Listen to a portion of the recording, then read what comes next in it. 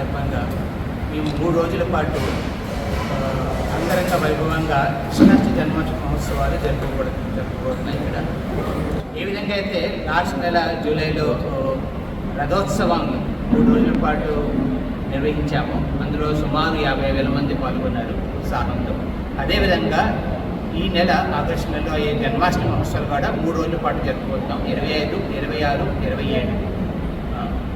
ఈ 3 రోజుల్లో భాగంగా ఇక్కడ స్క్రీన్ బ్రిడ్జ్ దగ్గర ఉన్న ఈ జగన్నాథ్ మందిరంలో 25వ తారీఖున 26వ తారీఖు 2 సాంస్కృతిక కార్యక్రమాలతో పాటు ఆధ్యాత్మిక కార్యక్రమాలు కూడా చేయబోతున్నాం.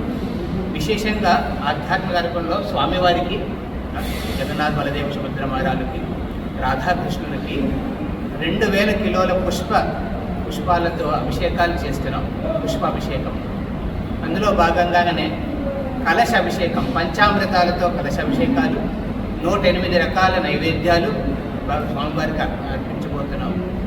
ఉత్సాహం మహోత్సవాల్లో ప్రతి ఒక్కరు తమ ఉత్సాహంతో పాల్గొనే ఒక అవకాశాన్ని విజయవాడ వాసులందరికీ అందజేయబోతున్నాం. కళాశాల విద్యార్థులను నిర్వహించే వాళ్ళతో పాటు ఒక ఉట్టి మహోత్సవాన్ని, ఒక కాంపిటీషన్ని నిర్వహిస్తున్నాం. అందులో సుమారు ఒక 200 మంది విద్యార్థులందరూ వేరే వేరే కళాశాల నుంచి వచ్చి కాంపిటీషన్లో పాల్గొంటున్నారు. అదేవిధంగా 26వ తారీఖున ఏ రోజైతే కృష్ణ జన్మ తిథి ప్రకారం ఆ రోజు స్వామివారికి మహాశంఖాభిషేకం, సాయంత్రం పూట మహాశంఖాభిషేకం కూడా అవుతుంది. అందులో ఎన్నో రకాల భగవంతుడికి ఉద్దేశించి ప్రాకృతిక విశేషమైన పదార్థాలను, శుద్ధమైన పదార్థాలను భగవంతుడు అర్పించబోతున్నాం. అందులో భాగంగా ముఖ్య అతిథిగా చిన్ని గారు, మన అధ్యక్షులు ఎంపీ, విజయవాడ ఎంపీ గారు, ఆయన చిన్ని గారు స్వయంగా వచ్చి ఇందులో కాంపిటీషన్లో పాల్గొన్న వాళ్ళకి ట్రోఫీలు, ఇక్కడ చూస్తున్న మీరు ట్రోఫీలని స్వయంగా ఇస్తారు. అదొక ముఖ్యమైన విశేషం ఇందులో వాళ్ళు చూస్తారు.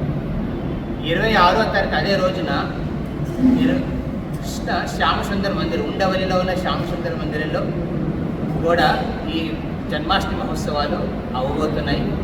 అందులో కూడా పొద్దున్న నుంచి భగవంతుడికి నిత్య కైంకర్య సేవలు, పుష్పార్చన, షోడశోపార్చన, అందులో భాగంగా భగవంతుడు అక్కడ 108 నైవేద్యాలు, అక్కడ కూడా కలశ అభిషేకాలు, పంచామృత కలశ అభిషేకాలు, శంఖాభిషేకము.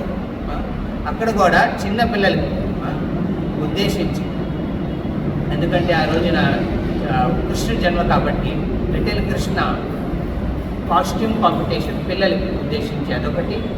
అదో వంగ పుట్టినోత్సవం, చిన్నపిల్లల్ని 7 సంవత్సరాల కింద ఉన్న పిల్లలందరికీ పుట్టి మహోత్సవం కూడా జరుపుకోబోతున్నాం. విజయవాడ అందరూ ఈ సువర్ణ అవకాశాన్ని తీసుకుని అందరూ రావాల్సిందిగా, అందులో సుమారు ఒక 40,000 మందికి ఈ 3 రోజుల పాటు ప్రసాద సేవలు కూడా అందజేయబోతున్నాం.